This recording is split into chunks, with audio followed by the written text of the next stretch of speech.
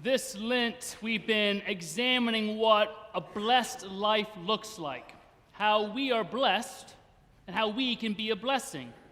We've talked about things like how the poor in spirit, those who know they need God, how their lives are blessed.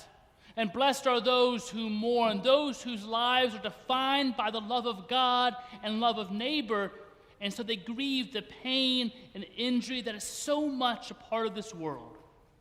This morning we consider Jesus' proclamation that blessed are those who hunger and thirst for righteousness, for they will be filled. Righteousness is not pursued very often in our contemporary world. It seems to me that we've lost our hunger for righteousness. That means it's all the more important for communities of faith to pursue a diet of righteousness. Now, hunger and thirst, they're first-order concerns, almost primal. Other concerns can be delayed when we're really hungry, when we're really thirsty. We may not act like ourselves. We'll scrape and claw and fight for food or drink. You've seen those Snicker commercials, what happens when you get hungry, right? Suddenly you turn into Betty White. Get a Snickers, you'll be okay. Have you ever, though, known what it's really like to be hungry? What it's really like to be thirsty, to be literally dying of hunger, dying of thirst. It consumes you. It's all you think about. I watched a survival show called Alone. People often end up starving and they're removed from the competition because it's no longer safe. The long-term effects will be catastrophic if they don't start eating or drinking. Their time on the show is focused on food, finding it, dreaming about it. It consumes their thoughts, their dreams, their time, their energy. They're hungry and they need it. They're thirsty and they long for it. Food and drink are their first desires, what everything else can take a back seat to. They have to have and find food. Jesus says the truly blessed are those who hunger and thirst for righteousness. So what does it mean to thirst for righteousness? For righteousness to be your first, your overwhelming desire. I think we have to recognize that things as they are not right. The world is not as it should be. There's so much to mourn and grieve. We do not live right by our world, by each other, or by God. But we don't always want what God wants. See, the hunger and thirst for righteousness, we need to recognize things in us, things in the world. They're not as they should be, not as they could be, not as God desires them to be. But if we're honest, we don't often want what God wants. And I admit that's a pretty high bar. I think we at least want to want what God wants.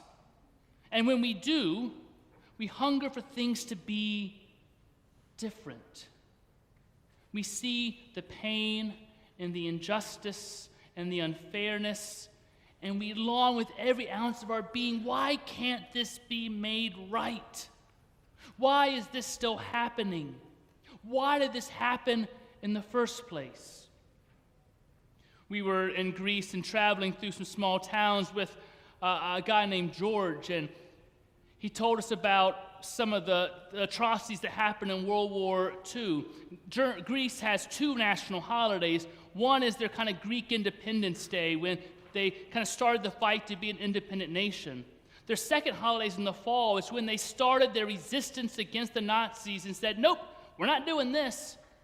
And because of that, they had a lot of damage and hurt caused to them. And he talked about how in this one town, there were these guerrilla fighters, and they kind of kept annoying the Nazis, destroying supply lines. And so the Nazis rounded up everyone in the town and put the women and children in a building and made the men watch as they lit it on fire.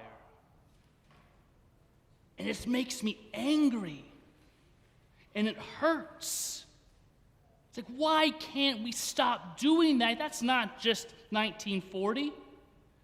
It's beyond. It's after.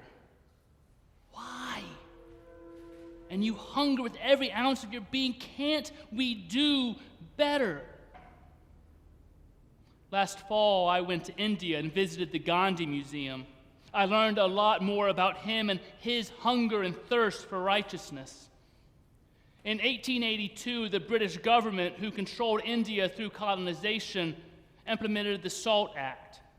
Britain had so much of the world colonized. Have you heard the phrase, the sun never sets on the British Empire? Do you know why that is? Because even God doesn't trust the British in the dark.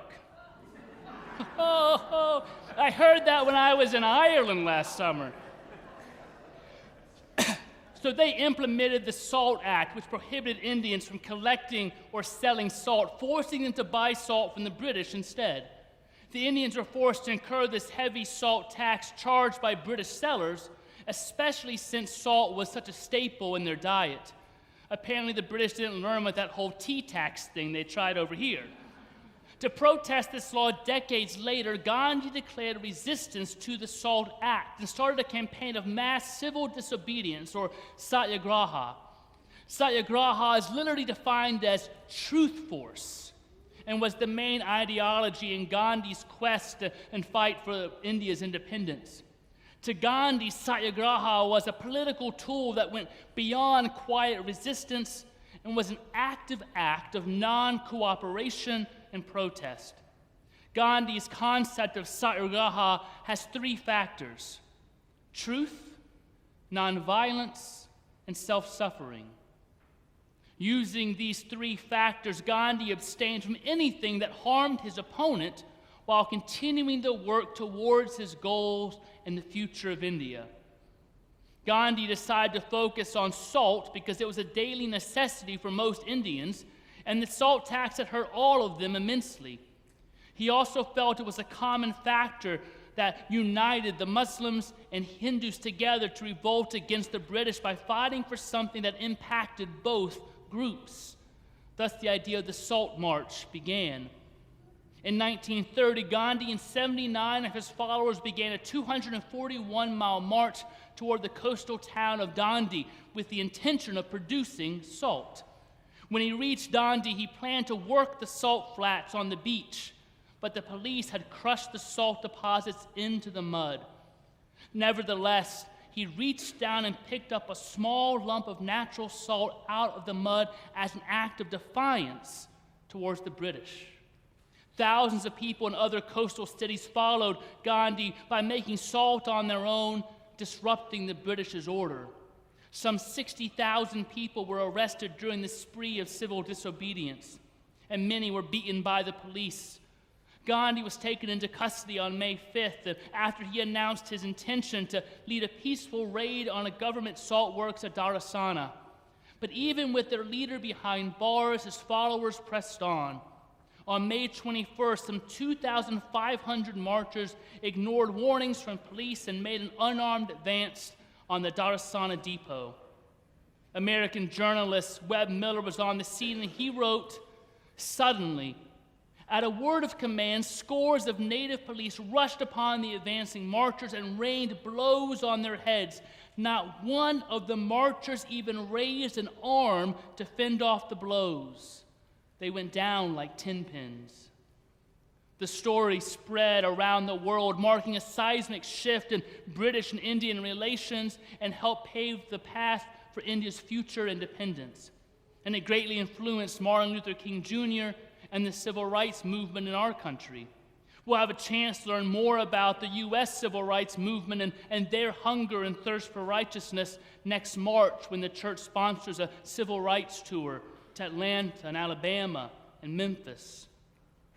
These Indians who embarked on a long, hot march, who risked jail and beatings, were hungering and thirsting for righteousness. They saw things were not right, not fair, and every ounce of their being made them march despite the threats, despite the violence, because they knew that was what consumed them, making things right. They were living towards God's promised day, no matter the cost, with thoughts shaped less by the fears of the world they knew and more by the hopes of the ones they were seeking. That's important. Can we be shaped less by the fears of the world we know and more by the hopes of the one we are seeking? I was on a plane yesterday back from Greece, and there weren't a lot of good movies on the choice list, so I settled for Gladiator 2. It's not a good movie, but I found something interesting. The main characters in this particular drama risk everything for the hope of Rome. There's this idea of Marcus Aurelius, the hope of Rome, that Rome could be a place for the people, by the people, a safe refuge, a place of justice. But Rome wasn't that at all, especially in the movie with these two twin emperors. Everything had gone wrong. There was corruption and just everything bad. Rome was using things by force to get their way. But they lived less by the fears of that Rome and more by the hope of the idea of Rome. Can we be shaped less by the fears of the world we know and more by the hopes of the world we long for? That's what it looks like to hunger and thirst for righteousness, to want the wrongs in the world to be set right. It's a high bar, like I said, not one I live up to very often. But in the season of Lent, as we reflect on discipleship, on what it might mean to live a blessed life, we don't do this to point out our weaknesses. That's not really the point. The point is inspiration, to look at lives of goodness, to see that it might inspire greater goodness in us, that we've been blessed and we can be a blessing. Viktor Frankl was a psychotherapist who did some amazing work after he survived several Nazi prison camps. He once said, "Decent people are a minority in history, but they inspire us with the greatness of decency." I think Frankl has an important insight. None of us is decent or faithful all the time. We all stumble. But when Jesus gives his life to teach us of the kingdom of heaven, he is inviting us not to be defined by our failings, but by his grace, and to be inspired by the decency we see in this world, to hunger for righteousness. It's an important word in our faith. To be righteous is obviously enough to pursue what is right, and that's hard. But it's important work to pursue what is right. Sometimes we don't know what is right. Sometimes it seems we're only presented with wrong choices. It's hard to pursue what is right. But it's more than that. Our English term righteousness comes from the Hebrew word zedekah and the Greek word dikaiosune. Both terms carry weighty ideas like justice and generosity and honesty, which all describe ways of relating with others and with God. Righteousness is a term that describes less our position on the issues and more our relationships. Theologically, to be righteous is to be in a right relationship with God and with neighbor. I've said it many times over the last few years, we should hold relationships above beliefs. Sometimes, often, in fact, being right is not as important as maintaining the relationship. Jesus says later on in Matthew 5 that if you come to worship, if you come to the altar and you have your gift and you realize anybody, a brother or a sister, a neighbor has something against you, you have hurt them in some way, intentionally or not, put down your gift, go be reconciled, go make things right, then come and worship. That's how important these right relationships are. If you realize there's something wrong, someone is hurt because of an action you did intentionally or unintentionally, some cascade of cause and effect, go set that right. That's even more important than bringing your gift to God, because those right relationships, that is your gift to God. Over and over again, God says, I desire mercy, not sacrifice. I desire these right relationships more than 1,000 rams and all these rivers of oil. What does Micah say? Does God want all this stuff? No. But to do justice and to love kindness and to walk humbly with God. Righteousness is more about being right in our relationships with neighbors, friends, even enemies, than our beliefs and our attitudes. Are we treating everyone with the love, dignity, respect, and kindness the way that God not only asks us to do, but commands us to do? Or do we come up with reasons why it's okay to not be kind to that group, to hurt that group, to demonize that group, to scapegoat that group? That's why I say the pursuit of righteousness is not very popular in our culture. What is preferred now is to claim to be right on the issues and to discount those on the other side of the issue of the day. Maybe even to exclude them, to humanize them, punish them, silence them. We pursue being right at the expense of our relationships. And that's not right.